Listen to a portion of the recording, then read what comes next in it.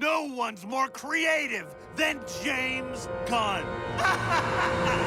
Welcome back to Nonsense. I'm Chris, and this is a breakdown of Rick and Morty, Season 8, Episode 7, Ricker Than Fiction. We open on a battlefield and immediately have the first and most obvious Easter egg. The aspect ratio is set to a cinematic widescreen for the scenes taking place within the movie universe, but switches back to standard 16:9 for the in-universe scenes. On one side of the battle, there's these evil plant people, led by Baron Thistle. And given that this whole episode is a Marvel, or at least a superhero reference, I have to point out it's a reference to Baron Zemo. But honestly, he reads more Bond villain than anything else. On the other side of the battle are the Robo-Trees, our Marvel / Fast and Furious / DC stand-in heroes. And they are also numbered for some reason that I can't figure out, since they also have names, and it doesn't seem to indicate rank. But first up we have number 4, and the leader of the team, Arbor Knight. Sword and shield make me think he's a cross between Captain America, Wonder Woman, and an Arbor Tree. Arbor Tree is also famous by name for Arbor Day, which is actually just about all trees, not just arbor trees, but maybe in this world it's his birthday or something. We also find out at the end that this robo-leaf canopy on his head is not even meant to be his leaves, but just his hat, signifying he's the leader, which is hilarious and makes no sense. Next up is number 1, Redwood. He's got a pistol and is called a hothead, so closest thing I can come up with is a cross between the Human Torch, Red Hood, and a redwood tree. Redwood trees are of course famous for making up the forest moon of Endor in Star Wars. Third is number 2, who is called Palm d'Or. Not a real type of tree, but is a direct reference to the best award a film can get at the Cannes Film Festival. And since this tree is supposed to be a genius, I'm guessing he's the Iron Man stand-in. And he also spins his little palms to be able to fly. Next is number 3, Cypress, whose role is being the Girl boss lady. which is hilarious, and obviously a reference to Black Widow, hence the lips. And lastly, we have number 5, Tannenbaum, the German word for fir tree aka Christmas trees, who has an awesome rocket board for like 2 seconds. I'm not sure who he's the stand-in for, but based on them referencing him as a kid's toy, I'm guessing someone along the lines of Rocket, even though he's a genius, so maybe Hulk?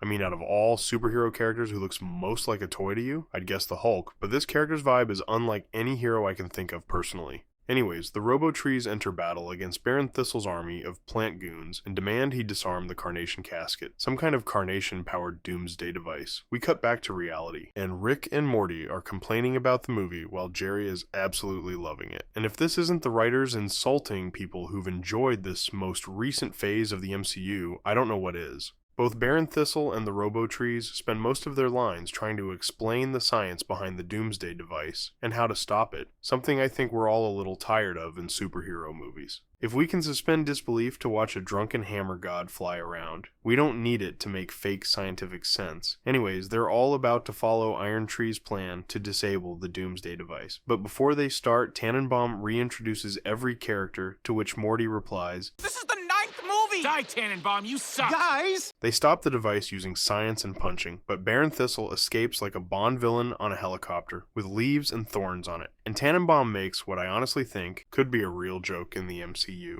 Let's go home. Yeah, I need a bath.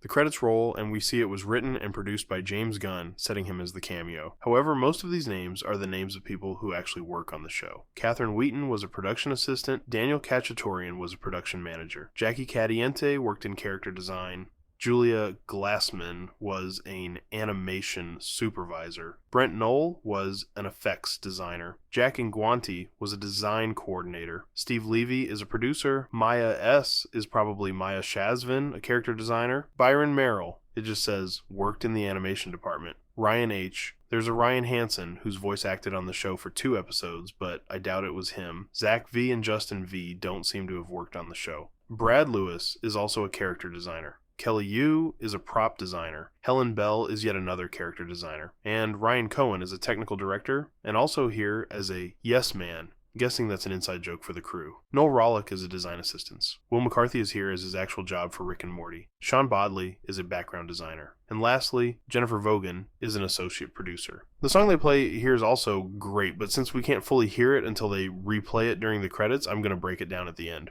We cut back to Rick and Morty as they complain about the movie. We see the crystallized xanthanite from the interdimensional cable episodes for a second, while Rick literally pisses on the TV before going Karen and saying, I want to talk to the manager! Smash cut to the WB water tower, and then into James Gunn's office. We see posters for some of the other movies in the franchise. They all just say Maximum Velocity though. We also see some toys, action figures, and a replica of the plane we see them fly. Down here is The Art of Super, and a book just titled Comics. Rick, Morty, and Jerry portal in and confront James Gunn, who obviously is actually voice acted by James Gunn himself, which is awesome. Rick chucks his desk through the roof and demands he stop focusing the movies on Stupid comic relief characters! And the dialogue here is very poignant. It's clear they are directly addressing the internet discourse over the most of the recent superhero movies. I mean, James literally says, "The next Maximum Velocity movie has been rewritten 40 times. Which has been famously true about a lot of the recent Marvel movies like Captain America, Brave New World, Thor Love and Thunder, The Marvels, Ant-Man Quantumania, even the well-reviewed Thunderbolts, which is the best entry they've released in a while, was rewritten to death. So between this dialogue and the fact that they basically make an AI movie creator, I'd say this is the most on-the-nose pop culture critique Rick and Morty have ever done. Know what will make fans like you like it?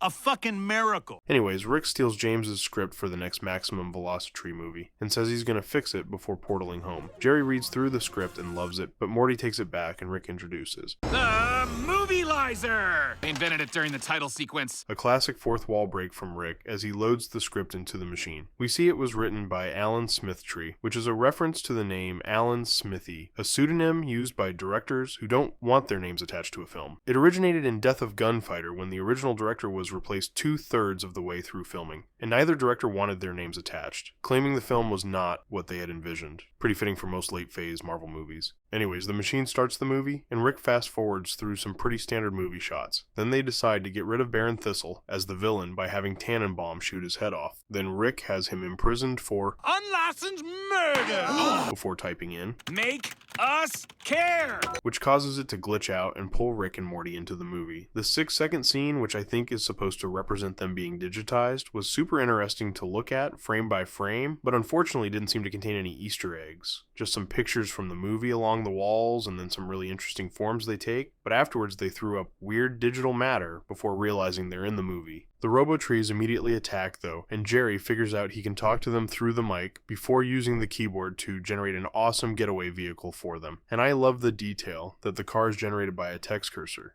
And the car sets up my favorite line of the episode. It's a family sedan! Shoot it! Anyways, they make their escape and ask Jerry to. Type that we skip to the end and everything works out. But he says he can't because the system says there's no antagonist and therefore no way to have a third act and end the movie. And then we get another really good shot at movie rewrites when Jerry says, You cut a bunch of stuff out willy-nilly. What did you expect? So they decide to revive Baron Thistle, and his mausoleum has a great line on it. Here lies Baron Thistle. He died doing what he loved, hating trees. Rick attaches jumper cables to the dead body and jumpstarts him back to life. He immediately bites Morty though, and Rick kills him out of concern for Morty. But the bite causes Morty to transform into the new antagonist of the film, and Jerry says this has gotten them back on track, but they still need to complete the narrative. And while he's talking, we see the exact story circle that Dan Harmon uses in all his stories, including every episode of Rick and Morty. Jerry says they're almost done, but since Baron Thistle was going to kill Tannenbaum, Morty now has to do it.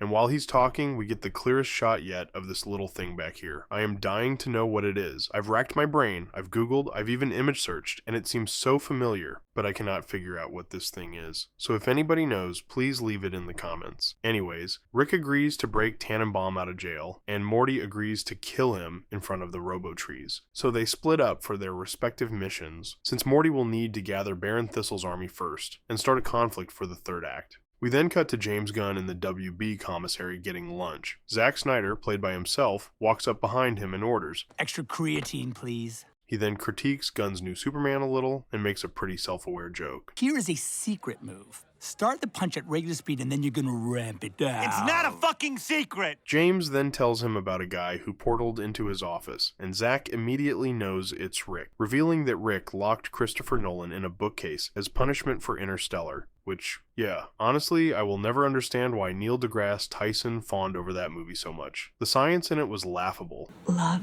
is the one thing we're capable of perceiving that transcends dimensions of time and space. It's infinitely complex. They have access to infinite time and space, but they're not bound by anything. They can't find a specific place in time They can't communicate. How? They love Tar's love. Not to say it wasn't an okay movie that used some real scientific concepts. Anyways, Zach tries to encourage James not to think about fans like Rick, but James starts obsessing about him instead, and we cut back to Morty walking into Baron Thistle's evil lair. The army is packing up, and the only box in the shot with a label is one that says plates and bowls, which I found hilarious for an evil plant army. When the shot transitions, we also see a box labeled kitchen stuff and another one marked fragile that's upside down, which is kind of funny. Morty then makes a big speech to rally the henchmen, and they immediately fall in line, asking what they should do now. And Morty says to resume the plan to destroy the world by melting the polar ice caps, which inexplicably causes the army to start a dance party, as Jerry watches eating Cracker Jacks. Little does he know that James Gunn is watching him watch the dance party though, and he's in a real vehicle that James owns, a Dodge Challenger SRT Hellcat. He spies on Jerry through a pair of binoculars and realizes Rick built a Movie machine. Says it right on the side. So he tricks Jerry into walking away from the machine by doing a hilariously bad impression of Beth. It's me, your wife. But when his phone first rings, we get this great shot of his phone laying in a puddle of spilled booze from one of Rick's flasks, and we see Rick change Jerry's background to a picture of him flashing the camera in front of the WB water tower. Anyways, we cut back to Rick approaching Tannenbaum in prison, but he's feeling really down about himself. So Rick says what I think was a reference to Deadpool and Wolverine. Everyone sucks until they don't. That's the arc of every good story. Whoever you think I am, you got the wrong guy. You were always the wrong guy. Till you weren't. Before suggesting they start a prison riot to facilitate their escape. We cut back to Jerry, completely believing James Gunn is Beth and running into the kitchen for Some lemonade! Can't pass up lemonade. And James Gunn approaches the machine to steal it before we cut back to Rick and Tannenbaum, who have barricaded themselves in the warden's office right as they set fire to the barricade. And let's just say it, this warden might be an alcoholic. This, his office at work. I mean, good lord, just carry a flask, people. Anyways, Tannenbaum drills them through the wall in order to escape. They head to the Robo-Tree base and everyone celebrates that he's free. And as thanks, Tannenbaum gives Rick One of your balls? but they are interrupted when the Hothead Tree shows them a social media post of Morty as the son of Thistle, titled Operation Complete and Total Polar Ice Cap Destruction, #Climate Change, #Evil Plan, #Villain Core. Rick tries to check in with Jerry to make sure they're still on track to end the movie, but he doesn't get a response since it's just James Gunn out there trying to steal the machine. We cut to the trees flying over Morty's evil base and launching their attack. Morty tried to spot Tannenbaum from above so he can snipe him, but Rick signals for Morty to join him and then explains that, He's kind of my favorite character now. which initiated another evil Morty-esque moment from Morty. Now listen to me, you stupid old man! And I think it's safe to say that all these moments are leading somewhere. I'd be shocked if this wasn't the focus of an episode soon. Anyways, they realize that both sides had been standing there, listening to them both the whole time, which causes both sides to start attacking them, so they both start running and asking Jerry for help. But James Gunn has chained the machine to his car and explains that Jerry is inside. Luckily, Jerry comes back out, but James tries to butter him up by saying, I read that dinosaur book you wrote, Jerry. obviously a reference to the self-help book Jerry wrote during the Dino episode. He also offers Jerry a multi-movie deal, but Jerry says no and beats the crap out of him before removing the chains and asking Rick what to do. Rick tells him to take some Adderall and write them a new ending. So Jerry writes that they managed to escape to New York and get a Lamborghini, but the Robo-Trees are still hot on their trail. While they're driving through New York though, for a split second there's a sign for Krapopolis the Musical, which is hilarious, and a reference to one of Dan Harmon's other shows that I honestly do enjoy myself. Rick tells Jerry to finish the story, so he writes a new tunnel to the North Pole where the Doomsday Weapon the plant army built is. The tunnel magically leads from New York to the North Pole, and for presumably cinematic reasons, Rick and Morty get out of the car and run the rest of the way to the device. They climb up to the console and activate the device right as the Robo-Trees and the plant army catch up with them. The plants attack Morty, and right as the trees are about to attack, Rick, Tannenbaum steps in to defend him. But Rick pretends he's pulling a gun, so the trees will shoot him, only to reveal it was the ball Tannenbaum gave him earlier, saying, See you next summer. obviously referencing the fact that these franchises always come back, but especially so during the summer. Rick then pulls a vat of acid and launches himself and Morty into the classic superhero movie, Skybeam. We cut to their graves while the Robo-Trees talk about what happened, and number 4 decides to give Tannenbaum his, I guess, leadership hat, his leaf canopy, making Tannenbaum leader of the Robo-Trees, ending the movie and making James Gunn walk over crying. And one of his tears drops on the keyboard, which somehow brings Rick and Morty out of the machine. But as they are rematerializing, we can just barely make out James grabbing the hard drive and making his escape as Rick and Morty decide to just be An impossible to please fan. You said it! Let's go troll some comment section! Rick realizes he stole the hard drive, and we cut to James on the roof of one of WB's buildings, giving it to someone named Mr. Brothers, which is obviously a joke about Warner Brothers being owned by someone named, like Tom Brothers or something instead of Tom Warner. Mr. Brothers thanks him, but then has him shot by a gun named Sunday. And as he dies, he assumes the pose we see Superman in at the beginning of the new Superman movie. And usually here we skip through the credits. But the song here is good enough that I want to go through some of the lyrics, but I'll let the subtitles of the zoomed in song play, in case anybody wants to read the whole thing. Outside of the obvious bits summarizing what the movie is, my favorite line is, "Gotta fill our content demand. If domestic tanks, there's always Japan." A reference to the fact that Japan's movie-going audience can make or break a movie that fails in the US. After the credits, though, we see that Rick has set Jerry up in the Movielizer to live Space Jam 7, a movie he wrote, but then Summer brings in a script for Raptor porn and places it on the input tray. That's all for this breakdown, though. As a reminder, I'm covering every episode of the new season, so subscribe if you want to see the rest, and leave a comment if there's anything you'd like me to cover next. And after the season's over, I'll be doing a full season breakdown, including all the details you guys have been pointing out in the comments. So if you notice anything I missed, please leave a comment, and I'll see you in the next video. One day you're gonna wish you hit the gym like I do, James Gunn. Fucking happy! Should've listened to Snyder.